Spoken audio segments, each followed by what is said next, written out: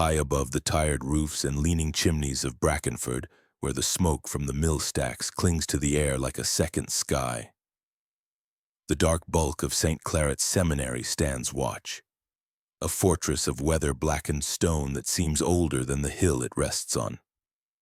Its walls rise without ornament, their sheer faces broken only by narrow slit windows that reflect no light, as if the glass itself refuses the sun. The grounds are a barren expanse of churned earth and frost-bitten weeds, hemmed in by an iron fence whose spiked tips have grown brown with rust yet seem eager still to draw blood. The people in town long ago stopped looking up at it unless they had to, for there is something in the way it sits, too still, too silent, as if it is not simply a building but a living presence deciding when to let its gaze fall on them. In the memory of the oldest living residents, no bell has ever rung from its tower. No children's laughter has floated down on the wind. No footsteps have echoed from its gates. And yet each year in late spring, as predictably as the thawing of the Bracken River, a framed graduation photograph appears in the mullioned window just left of the main doors. It is always the same size, the same gilt frame, the same pale curtain drawn neatly behind the glass. Sometimes it is a solitary figure, sometimes two, never more than three, always posed in the same stiff-backed posture, hands hidden from view, eyes locked on something above or beyond the camera's point. The year stenciled at the bottom is always new, and the gold lettering reads St. Claret's Class of, followed by the date. But no one in Brackenford can name a single graduate. No one remembers seeing a new face in town, nor any parent who spoke of sending a child there, nor a carriage or cart climbing the hill with trunks and bedding. The few who have tried to investigate quietly return to their lives without explanation, their questions suddenly abandoned, as if some silent agreement had been reached in their absence. The town's official history lists the seminary as an institution of classical education and religious training for boys, founded in 1802 with the patronage of several wealthy industrial families. The founding rector, Father Lucien Moreau, is still the rector now. Or at least the man in the photographs bears the same sharp features, the same unlined skin, the same unnerving gaze. It is said he arrived from France after a scandal the diocese never named, his appointment here a quiet solution to a problem no one wished to speak aloud. The seminary's location, high on the hill with a view of every street, every alley, and every bridge, seems chosen for more than just isolation. It is as if the building itself feeds on its vantage, watching the town's slow decay while revealing nothing of its own interior life. In winter, the snow drapes over its parapets and hardens in ridges along the fence like white claws gripping the iron. In summer, the heat draws a smell from its stones, not mildew or dust, but something faintly metallic, the way old blood smells when it has dried into wood. On certain nights, those who live in the northern quarter swear they see brief flickers in the upper windows, not like candlelight, but sharper, a pulse of illumination that vanishes as quickly as it comes.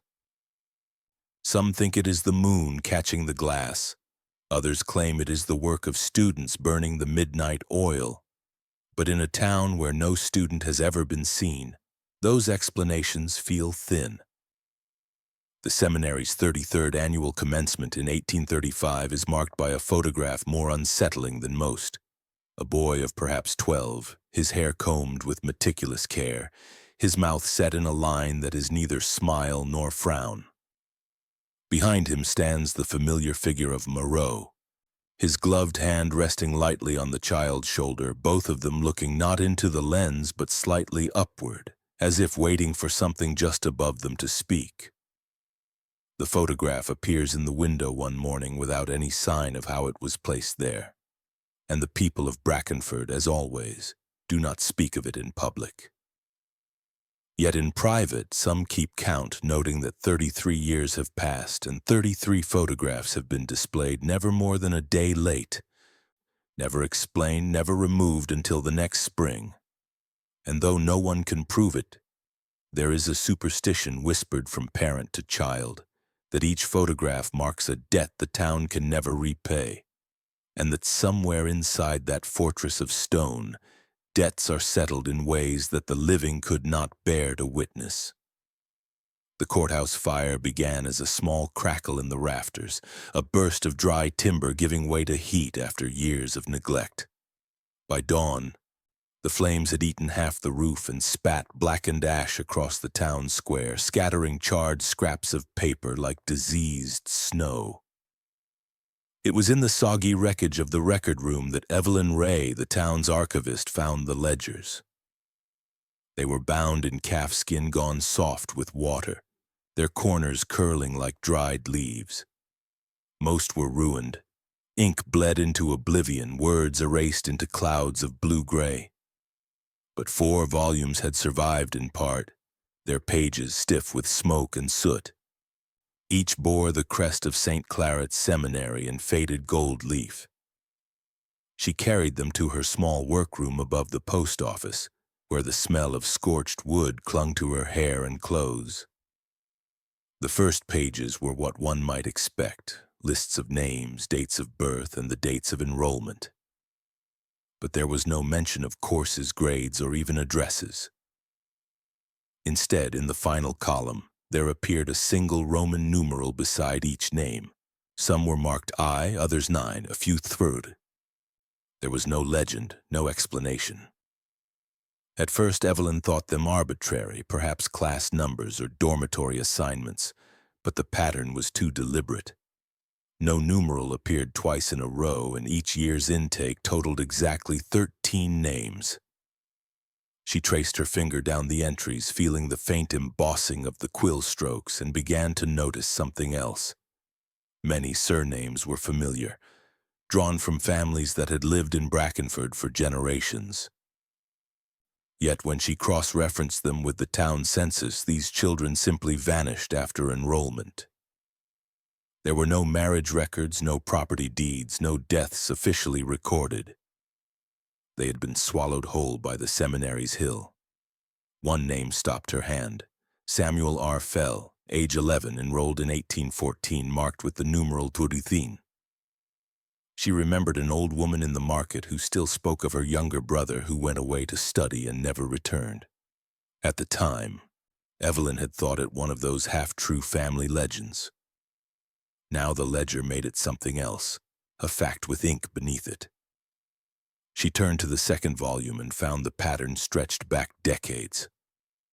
Always 13. Always the Roman numerals, cycling as if each number belonged to a specific role. The thought pressed against her like a cold finger. This was not education. It was classification.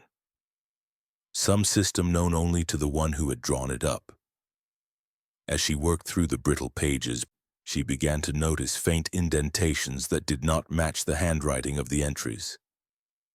Symbols scratched into the paper by a sharp point, so light they were almost invisible unless the page caught the light at a certain angle. They were crude at first. A bird missing its eyes, a hand with 4 fingers, a star with 13 points. The same images repeated through the years, always beside the same numerals. The idea that each boy had been assigned not just a number but a symbol began to form in her mind, and with it came an unease so deep it felt physical. When she closed her eyes, she could see those 13 symbols arranged in a circle, like seats at some long, unbroken table. By the time she reached the last surviving ledger, the ink had darkened into a black almost oily, and the names were written in a hand tighter and more deliberate than before. The final entries were dated only months earlier in 1835. 13 boys, none older than 13, each with their Roman numeral. No addresses, no families noted. It was as if they had simply emerged onto the page fully formed, belonging to no one. The last name made her hand tremble.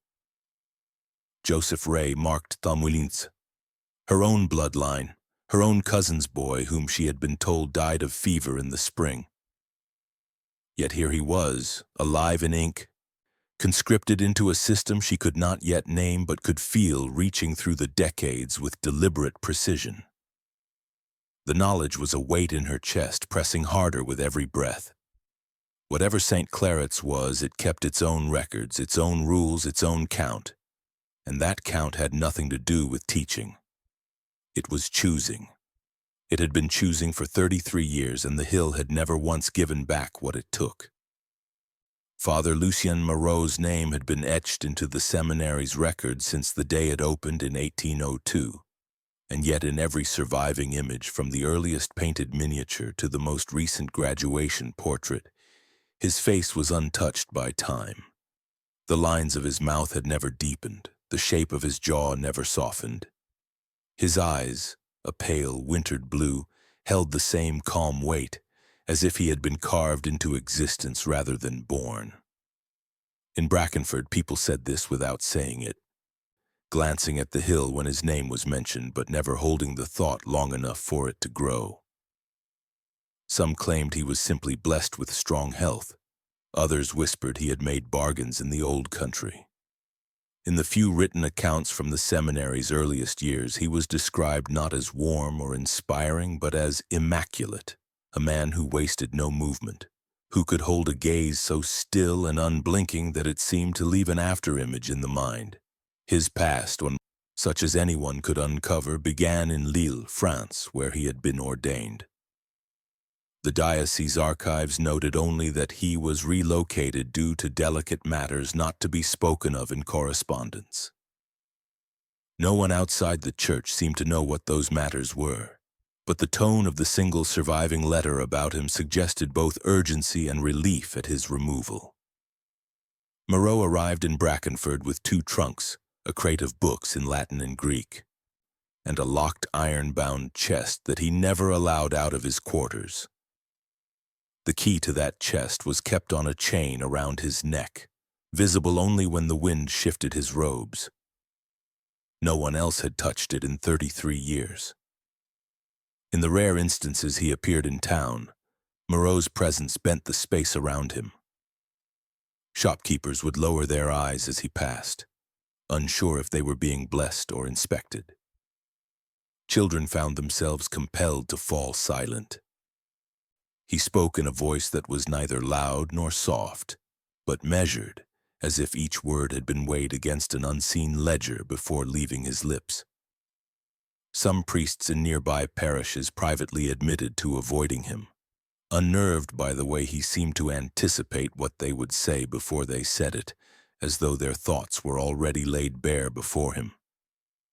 The photographs told their own quiet story. In every one, he stood behind the seated boys, the gloved hands resting lightly on their shoulders. His gaze fixed slightly above the camera, as if looking at something no one else could see. In some portraits, the lighting caught a faint gleam at his temple. Not sweat, but a sheen like polished stone. Evelyn studied these images late into the night, the repetition gnawing at her.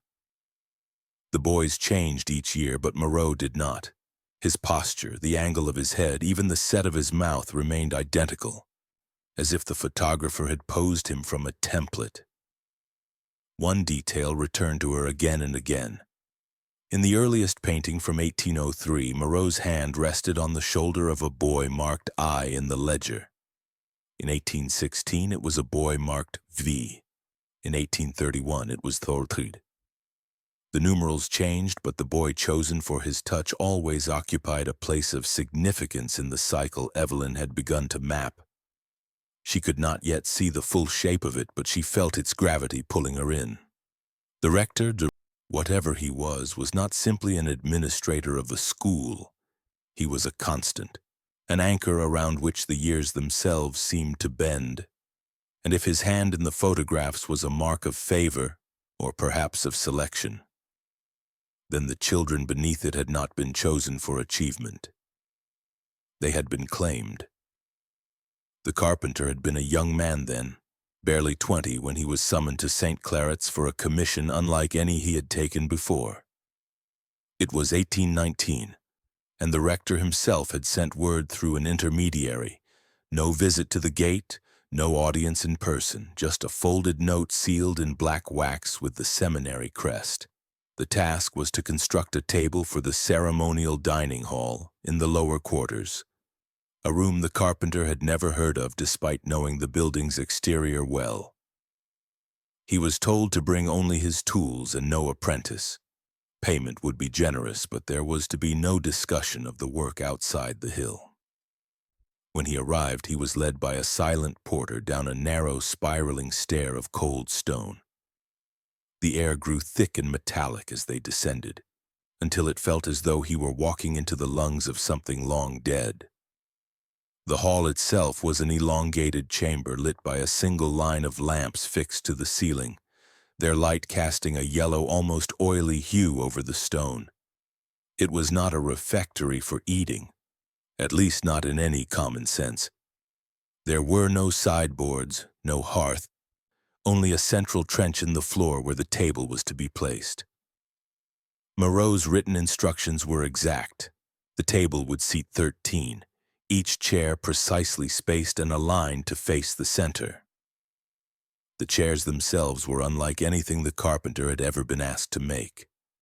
Each was to be high-backed, carved from solid oak, with an inlaid symbol at the crest. He did not understand them. A bird without eyes, a hand missing its index finger, a star with 13 points.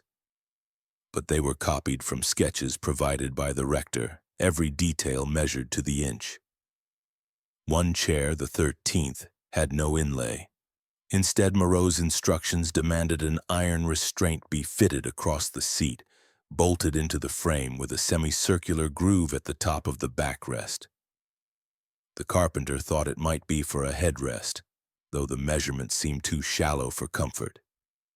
The idea of sitting in it made his skin crawl. He asked once, carefully, what purpose the table served. The porter, who had not spoken until then, replied that it was for the alignment and nothing more. That word, alignment, stayed with him, though he did not understand it.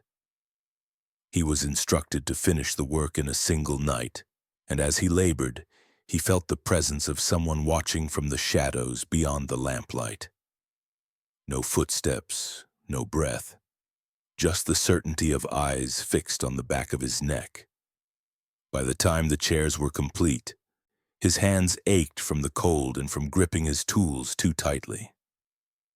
When he returned years later to repair a loosened joint, the table was gone. In its place were deep stains in the stone floor where the legs had stood, dark marks that could not be scrubbed out. The 13th chair, however, remained against the wall, its iron restraint polished to a dull gleam as if handled often. He swore never to speak of it, but in old age, when Evelyn came to him, he told her what he had seen in a voice that trembled with a memory he had tried to bury. It was not a table for eating, he said, nor a hall for gathering. It was a place to hold 13 bodies in exact positions, under the gaze of something that demanded precision. And in that 13th seat, a single body kept perfectly still. The letters were brittle, their ink faded to the brown of dried leaves, but the words still carried the trembling urgency of the hand that wrote them. They had been hidden in the false bottom of a desk drawer sold at auction after the death of a parish deacon. Evelyn found them wrapped in cloth, bound by a strip of leather like something meant never to be opened again. They were signed by Thomas Kell, a boy of 15 who had graduated from St. Claret's in 1812, though no one in Brackenford remembered ever seeing him afterward. The letters were addressed to his older sister, and in them, Thomas tried to describe the lessons at the seminary. He wrote of days that began not with prayers or readings, but with a bell that no one could hear, yet everyone obeyed. A vibration in the bones that made them rise from their beds and file silently into a blackened room. The shutters were nailed shut. No light leaked in. There the boys would sit for hours in absolute darkness, listening to voices that whispered in a language none of them knew. Sometimes the whispers came from a corner of the room, sometimes from directly beside their ear, warm with breath though no one sat near them. If a boy fell asleep, he would wake to find himself standing, hands bound, unable to remember how he got there. The rector, Thomas wrote, called these sessions of internal clarity. The examinations came without warning. A boy might be led from his bed in the middle of the night, blindfolded, and brought to a small chamber where a single candle burned. In front of him would be a table covered in sheets of thin, pale leather, not paper, not parchment, with markings inked in looping, symmetrical lines. They were told to trace these shapes with their fingers while the rector watched in silence. Some boys could not bring themselves to touch them. They would flinch away, their skin breaking into cold sweat. Those boys were taken to the chair in the basement. Thomas described the chair in few words, but with enough detail to hollow the stomach. The iron restraint locked over the forehead, holding the head so still that one could not close their eyes. A device was fixed over the mouth, not a gag, but a metal frame that forced the lips open. The boy would sit there as the rector dripped a bitter liquid onto his tongue, drop by drop, until the mind felt as if it were being pulled apart. The others never saw these boys again.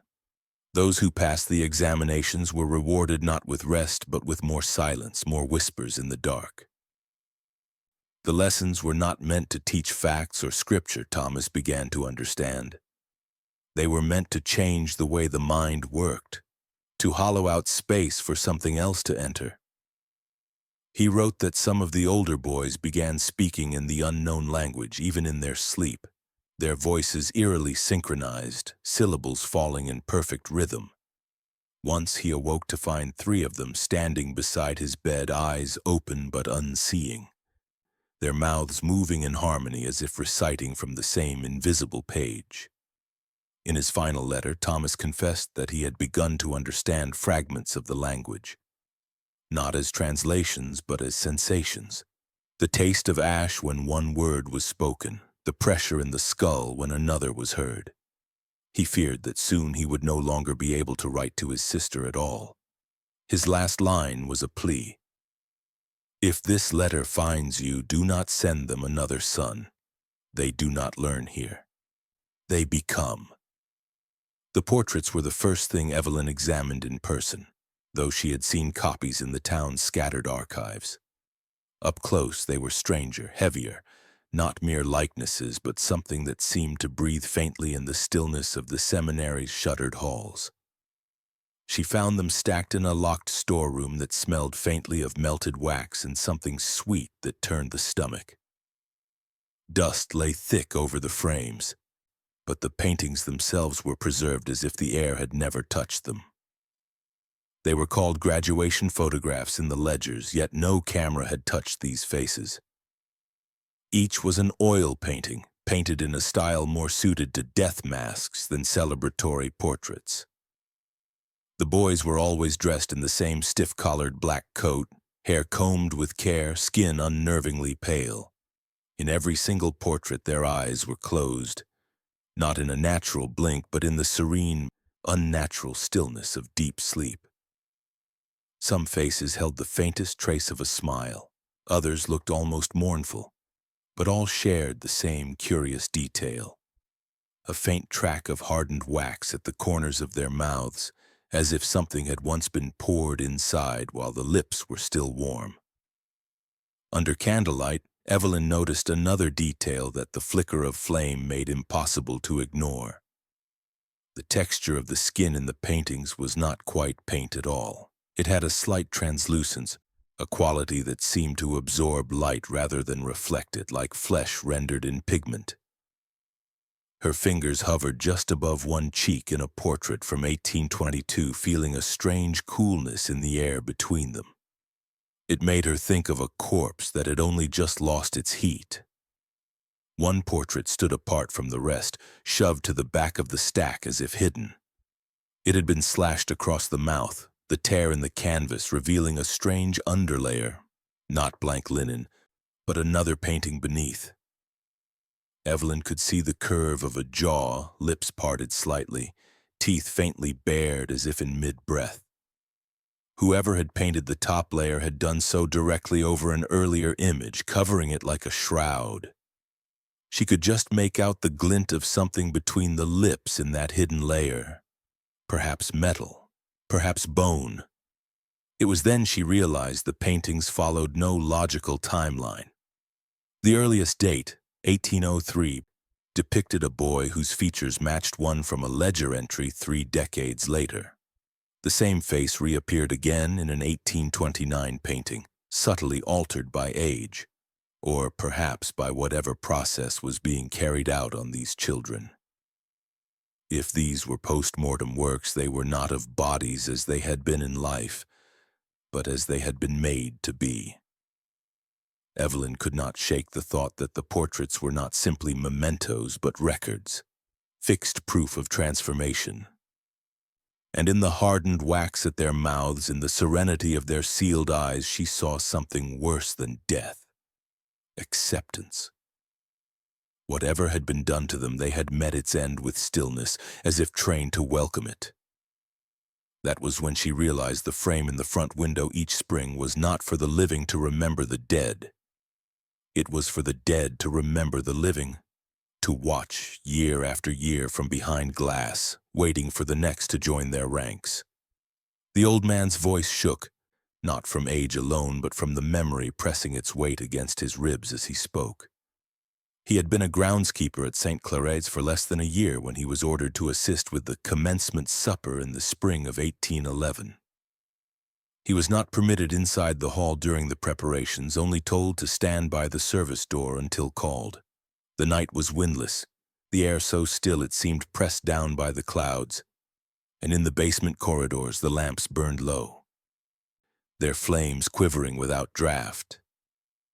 When the porter finally beckoned him in, he was struck first by the smell, not food, not wine, but something preserved, something that had been sealed in darkness for too long. 13 boys sat around the long oak table, each in their high-backed chair, their black coats buttoned to the throat, their hair combed to a gloss. None spoke, none moved more than to breathe. Before each was a silver bowl, its lid still on.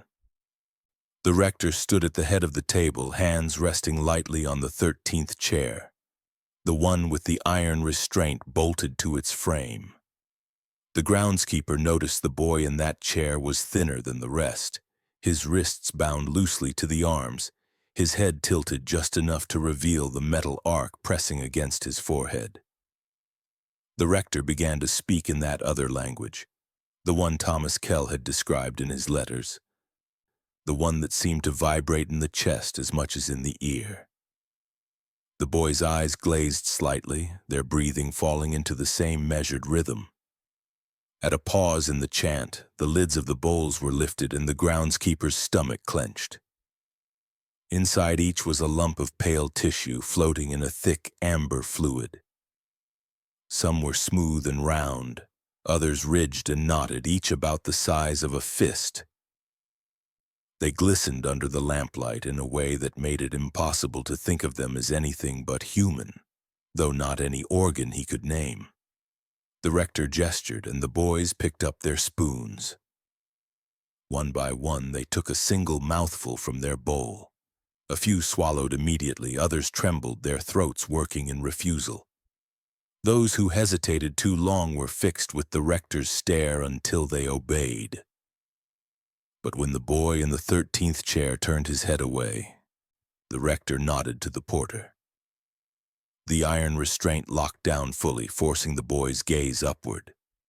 The porter took the spoon and fed him, slow, deliberate, until the groundskeeper could see the liquid running from the corners of his mouth, dripping onto his collar. The boy gagged, his body jerking, but the feeding did not stop until his limbs went slack. When it was done, the bowls were covered again. The table cleared in silence.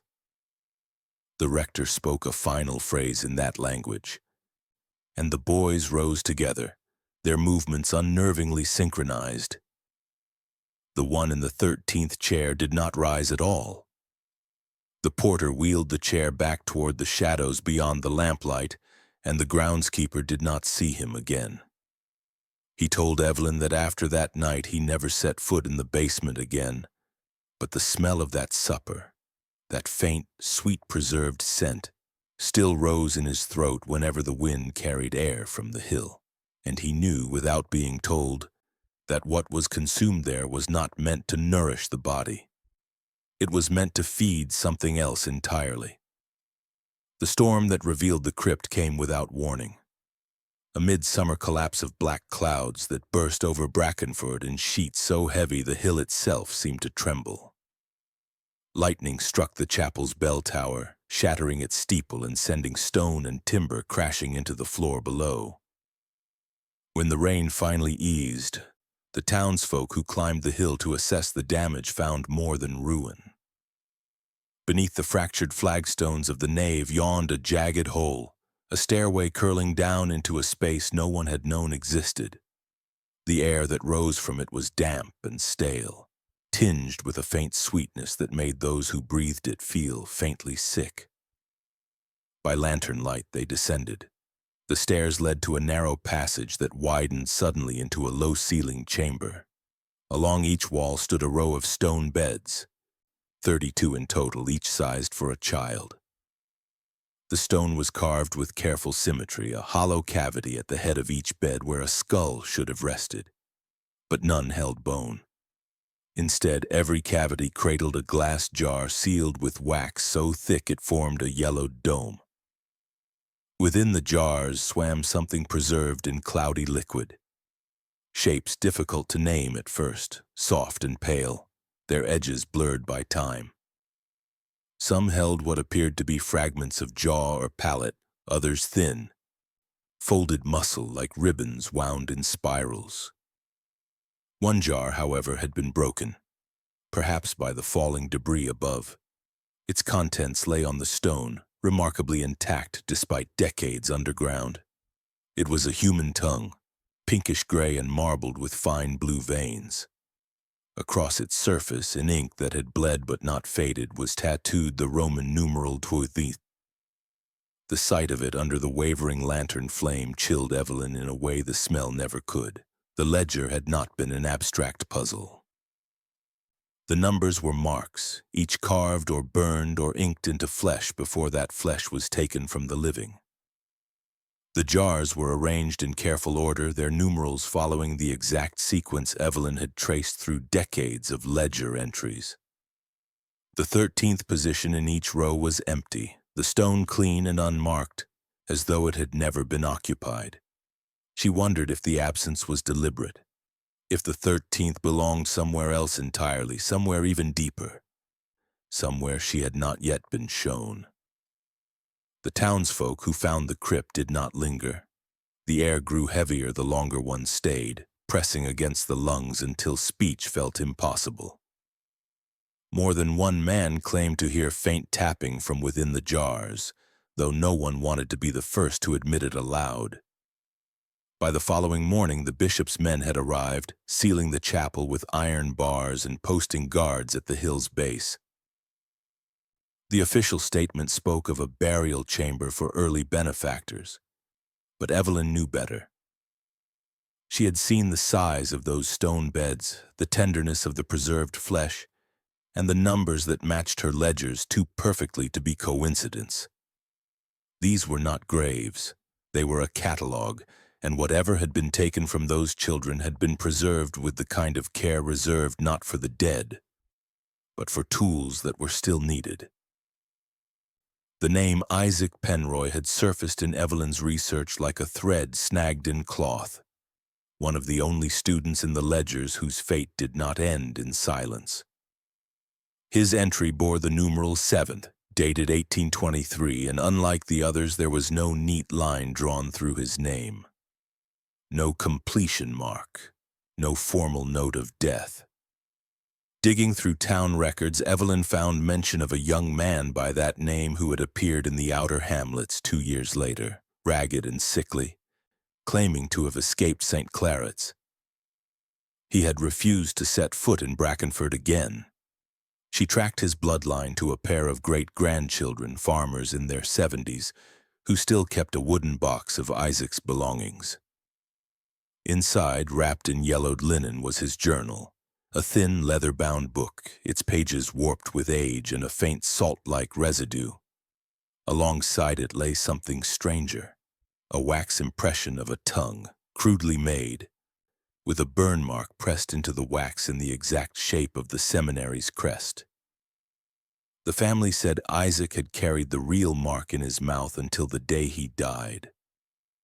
The journal entries began with disjointed recollections of the seminary's routines, confirming much of what Thomas Kell had written years earlier. The darkened rooms, the whispered language, the endless tracing of shapes on strange parchment. But Isaac's notes turned inward quickly, speaking less of what was done to them and more of what was done inside them. He wrote of waking in the night to a voice speaking directly into his thoughts, bypassing his ears entirely. It was not the rector's voice, nor any he recognized, but something that carried a weight beyond human cadence, a voice that made his chest ache and his teeth feel loose. It did not speak in sentences, it poured into him in pulses, filling his skull with patterns and tones until he felt something in himself rearranging to make space for them. Isaac described moments when he looked at the other boys and saw the same shifts happening. Their eyes unfocused, their breathing synchronized, their mouths twitching in subtle imitation of words they did not consciously know. The training, he realized, was not meant to teach. It was to hollow. To remove the clutter of thought until their minds became chambers ready to be filled with something else. The escape came during a winter when the older boys were sent out to the chapel for a midnight rite. Isaac, fevered and weak from weeks in the dark room, was left behind with a single attendant. In a rare moment of chance, the attendant left to retrieve water, and Isaac fled through an unlocked service door, running barefoot down the frozen slope until his feet split open. He wrote that the cold felt like knives, but that it was the first sensation in months that felt his. Even after he left, the voice followed him. At first it came in whispers when he was alone, urging him to return, promising warmth and stillness. Over time it grew fainter but never vanished. On certain nights, particularly in the weeks leading up to spring, it would return so strongly that Isaac would wake standing at the door, coat in hand, unsure how he'd gotten there. In his final entry, though, he confessed his greatest fear. That the training had worked after all, that he was still a vessel, and that whatever had been meant to fill him was simply waiting for the right moment to return. Reading his words, Evelyn felt the slow tightening of the pattern. The numerals were not marks of achievement or order. They were positions, places in a formation, a structure built not in stone but in minds. And Isaac had not escaped that structure. He had only stepped outside of it for a time. The diocese archives were kept in a locked annex beneath the cathedral, a place where air and light seemed equally unwelcome. Evelyn had gained access only through the reluctant cooperation of a junior clerk who owed her a favor. The papers were bundled in twine, their labels written in a hand so cramped they resembled scratches more than script. Most were dull: financial ledgers, property deeds, rosters of visiting clergy, until she came upon a packet marked Concordat. Inside were letters between Bishop Carruthers and Father Lucien Moreau, their tone disturbingly familiar, almost collegial, yet threaded with a quiet urgency. The earliest, dated 1801, spoke of Moreau's arrival in Brackenford as a solution mutually beneficial to the bishop and to the project in Rome. Moreau assured the bishop that within a single generation he would deliver a choir of unflinching voices, harmonized in thought and purpose, incorruptible in their devotion. In return, the bishop promised protection from civil interference, immunity from local scrutiny, and resources for the preservation of materials. There was no mention of scripture, only of discipline, precision, and the safeguarding of the positions. Evelyn realized the Roman numerals in the seminary ledgers were those positions. 13 in total. The children were not being educated, they were being arranged. groomed for a purpose that had nothing to do with God and everything to do with some deeper, concealed order. The bishop's replies grew increasingly impatient over the years, pressing Moreau for progress, asking when the full choir would be ready. Moreau's responses were calm, confident, and chilling. They require patience. Minds must be made porous before they can be made resonant. The final letter in the packet, dated early 1835, spoke of the coming completion and hinted at an event to take place on the night of the next commencement. Moreau promised that all voices will be present, the 13th at last secured. The bishop wrote back with a single line, "Then the concordat shall be fulfilled." Evelyn closed the packet with hands that would not still. This was not an eccentric priest working in isolation. The rector's work had been sanctioned, even desired by the highest levels of the church.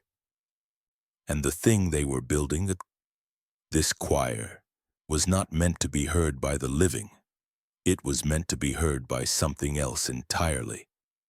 The 13th and final commencement of St. Claret's took place in the spring of 1835, and the portrait it produced would haunt Brackenford for generations. Evelyn found it in the same locked storeroom as the others, set apart on its own easel, the dust on its frame disturbed as if it had been handled more recently than the rest. The boy in the painting appeared no older than 12, his skin so pale it seemed almost translucent, as though light passed through rather than reflected off it. His eyes were closed, but his expression was unlike the placid stillness of earlier portraits. There was a faint curve to his lips, not quite a smile, but something closer to satisfaction, even pride. It was the mouth that drew Evelyn's gaze and would not release it. The boy's lips were sewn shut with a thread so fine and red it could have been mistaken for a trick of the light. Yet the stitches were pulled with deliberate precision, each knot resting in the same place as if measured. Around the edges of his mouth the skin was faintly bruised, as though from long pressure. Still, there was no sign of distress in his face, only that unsettling calm, the look of someone who has accepted the terms of something binding. Behind him stood Father Lucien Moreau, his gloved hand resting lightly on the boy's shoulder. In every other portrait, his touch had seemed a mere pose, but here it was different. The fingers curved with a possessive weight, the leather stretched taut over the knuckles. His face was unchanged from 33 years prior. But for the first time in any image, his eyes appeared to meet the viewer's gaze directly. There was no warmth there, no pretense of blessing, only an unblinking stillness that made Evelyn's throat tighten. In the painted background, barely perceptible unless one studied it closely, a pattern emerged. 13 faint silhouettes in a circle, their features blurred as if seen through water. The boy stood at the center of this circle, Moreau behind him, both framed by the suggestion of a doorway without walls. Within a year of that portrait's appearance in the window, the seminary closed without announcement. The iron gates were chained, the windows shuttered, and the front doors sealed with heavy red wax. No one saw Moreau leave, and no one could say who removed the frame from the window. The building remained on the hill, silent and whole, as if waiting for another spring that never came. But in Brackenford, the image of that boy, bound in silence yet looking utterly at peace, lingered like a breath held far too long. In the summer of 1889, more than half a century after the seminary's final commencement, the hill seemed to stir again. A boiler accident in the rectory sent a wave of heat crawling through the lower chambers of St. Claret's, warping the floors and melting the wax seals on several of the jars hidden in the crypt. The discovery was made not by the church, but by a mason hired to assess the structural damage. He returned from the depths, pale and shaking, speaking of voices that had no bodies, voices that had been waiting. When the jars were opened, the air filled with a thick, cloying sweetness that seemed to settle into the skin. Inside, the preserved tongues had softened, their pale surfaces slick with the separation of decades-old fluid. But they were not inert. Several quivered as if stirred by breath, and from them came faint murmurs. Syllables in that same unknowable language strung together in a rhythm too deliberate to be random. Standing in the crypt, the mason swore he heard not 13 distinct speakers, but a harmony, the voices moving as one. The church acted quickly, removing the jars under heavy guard, but the secrecy was imperfect. 2 went missing in transit, stolen by grave robbers who had followed the wagons from the hill. Weeks later, Evelyn traced one to an antiquarian in the city, a man who admitted, in the same tone a drunk might confess to touching something cursed, that he had opened it on a dare. He claimed the room had filled instantly with 13 voices layered over each other, all speaking in perfect time. For days afterward, he said, he could not be alone without hearing them just behind his ear, urging him to repeat their words aloud. The remaining jars were said to have been sealed in a Vatican vault, though no record confirms it. The crypt was bricked over, the chapel rebuilt above it, and the diocese declared the matter contained. But for those who lived near the hill, the summer of 1889 never truly ended. On certain nights when the air was hot and still, people swore they heard a hum rolling down from the seminary's dark silhouette, low, steady, and impossibly unified. Like the breath before a song no one wanted to hear begin. The investigation into St. Claret's Seminary finally forced the diocese to break decades of silence, issuing a statement that carefully framed the events as an experiment in linguistic purity, undertaken with the best intentions to preserve sacred traditions. It was a half-truth at best, a deliberate obfuscation designed to minimize scandal while acknowledging the existence of the so-called concordat. Laws were swiftly passed across Pennsylvania banning unsupervised boarding schools and placing rigorous oversight on religious institutions. In Brackenford, a memorial was erected on the hill, a modest stone bench with a plaque that read simply, "To the children lost in the pursuit of faith and knowledge." Yet no bodies were ever found to fill the spaces beneath. No graves marked for those vanished lives.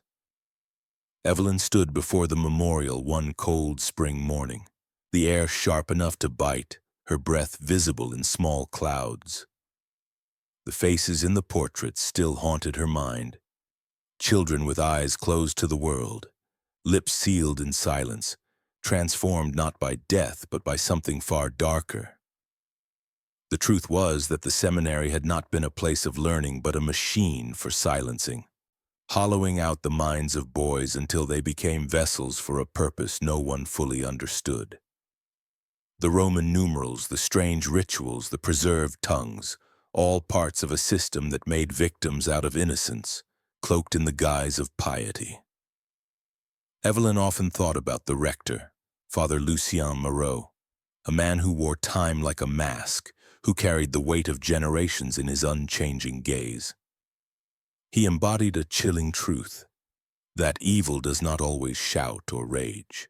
Sometimes it sits quietly in a room teaching obedience to silence and stillness. It waits patiently, weaving its threads into the fabric of society, masked by tradition, respectability, and authority. It convinces its victims and its bystanders that it is necessary, that it is for the greater good, even as it destroys.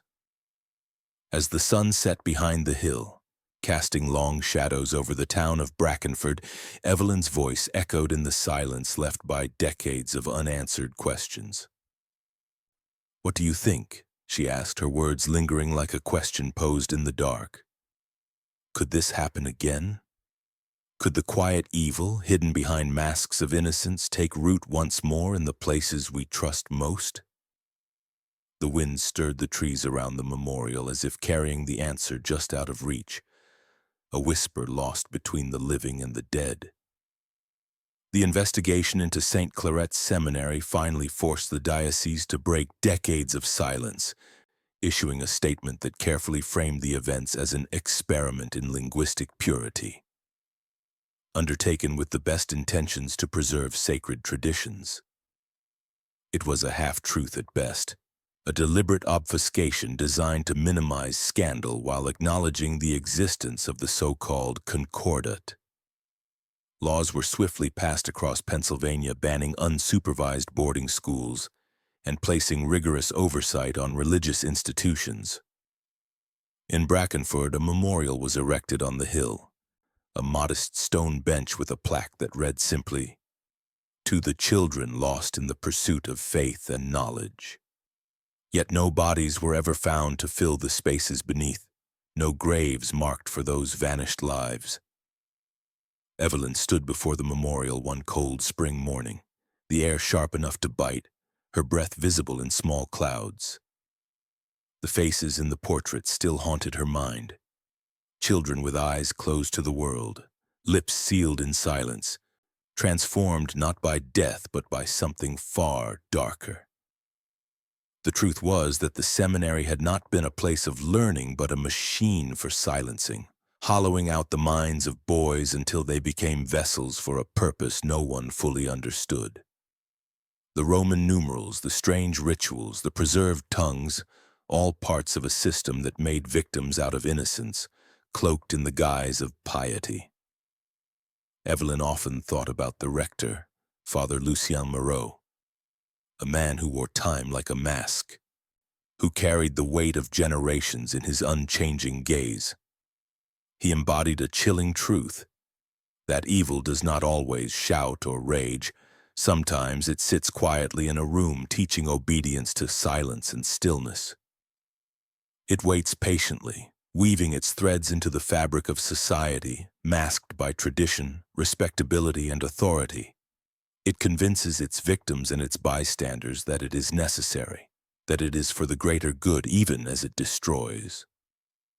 As the sun set behind the hill, casting long shadows over the town of Brackenford, Evelyn's voice echoed in the silence left by decades of unanswered questions. "What do you think?" she asked, her words lingering like a question posed in the dark. Could this happen again? Could the quiet evil hidden behind masks of innocence take root once more in the places we trust most?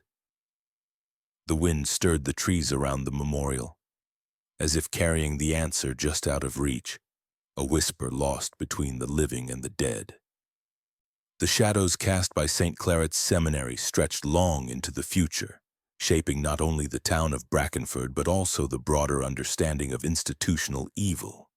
In the decades that followed its closure, the story of the seminary was folded into local legend, half forgotten, half feared. But the truth lingered beneath the surface, a dark current flowing through the collective memory.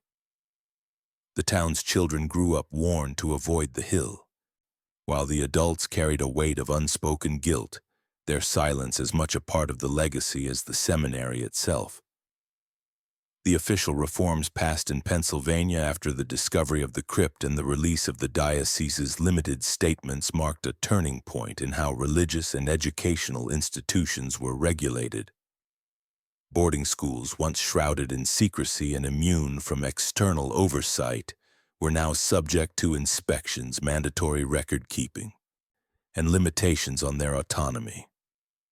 But laws and regulations alone could not undo the damage wrought by decades of quiet atrocities disguised as discipline and devotion. The legacy of St. Claret's was a stark reminder that evil does not always announce itself with loud cries or visible wounds. It often works beneath the surface, masked by tradition, respectability, and the shared blindness of those who benefit from its existence. For historians and investigators who later pieced together fragments of the seminary's story, the most chilling aspect was the calculated nature of the cruelty. St. Claret's was not a place of random violence or unchecked madness. It was a meticulously organized operation, blending ritual, psychological manipulation, and scientific cruelty in a way that defied the moral understanding of its time, and perhaps any time. The Roman numerals and symbols were more than records. They were markers of a system designed to break down individuality and rebuild obedience, creating vessels prepared for a purpose no one outside the inner circle fully comprehended. The preserved tongues, the sewn mouths, and the eerie portraits with their sealed eyes became symbols of this annihilation, not only of bodies but of voices, identities, and souls. The seminary's rituals were designed to silence, to erase the self until what remained was nothing more than a shell shaped by unseen hands. Those who survived, if survival is the right word, were transformed into parts of a choir that would never sing for the living, their harmony meant for an audience beyond human understanding. Evelyn often pondered the nature of Father Lucien Moreau, the man who seemed untouched by time, whose gaze held the stillness of a grave. Moreau was the embodiment of a chilling truth, that evil often wears the mask of calm authority, its power rooted not in fury but in patience, control, and an unyielding will.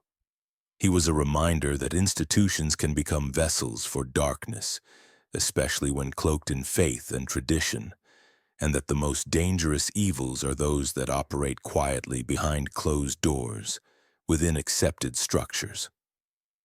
Stories persisted, whispered among scholars and those attuned to the darker corners of history, about other places where similar patterns might have taken root. Orphanages with locked wings, schools with secret rites, societies claiming to guard forbidden knowledge. These tales, often dismissed as myth or paranoia, echoed the legacy of St. Clara's. They served as warnings that the machinery of silence and control can always be rebuilt, given the right conditions and willing accomplices. The memorial in Brackenford remains a solemn sentinel, weathered but unyielding, marking a place where voices were stolen and futures erased. Its inscription is sparse, but its presence carries a heavy truth: that the wounds inflicted by St. Claret's were not only physical but spiritual and societal scars that shaped a community's soul and history. The wind through the surrounding trees seems to carry faint echoes of voices long silenced, reminders that evil's silence is never empty, that the past is never truly past. As the narration draws to a close, the voice returns steady and unflinching. Evil is patient. It wears the guise of normalcy and hides in plain sight. It is not the screaming or the overt brutality that binds a society, but the quiet obedience, the unspoken rules, the traditions we refuse to question. St. Claret's Seminary was but one chapter in a longer story, one that continues wherever silence is chosen over truth. What will you do when the whispers begin again? Could this happen again? The final image lingers on the faded portraits from the seminary window, eyes closed, lips sealed, watching, waiting, and never forgetting. The hill stands silent now, its iron gates rusted and its stones worn by decades of wind and rain. St. Claret's Seminary has long ceased to be a place of learning, or anything resembling sanctuary. But the echoes of what transpired there still ripple through Brackenford's streets and minds, a haunting reminder that evil often wears the mask of normalcy and patience. It hides behind locked doors, behind the weight of tradition, and behind the faces of those trusted to guide and protect. Evelyn's journey into the seminary's dark heart revealed a truth as unsettling as it was simple. Evil does not always announce itself with violence and noise. Sometimes it grows quietly, meticulously, fed by silence and obedience. It shapes minds and bodies into instruments of control, erasing identity and replacing it with a hollow purpose. The children of St. Claret's were not merely victims of a monstrous system. They were transformed into parts of something far darker, a choir bound by ritual, secrecy, and unspoken dread. As the camera lingers on the faded graduation portraits, their eyes forever closed and lips sealed, the narrator's voice returns with a final, weighty question. What do you think? Could this happen again? Could the quiet, methodical evil that hid behind a seminary's stone walls rise once more in places we least expect? The answer depends on us, on whether we choose to listen, to question, and to remember, or whether we allow silence to be the accomplice once more. The screen fades to black, leaving the viewer with a chilling invitation to reflect on the shadows that lurk beneath the surface of normal life and the vigilance required to keep them from growing again.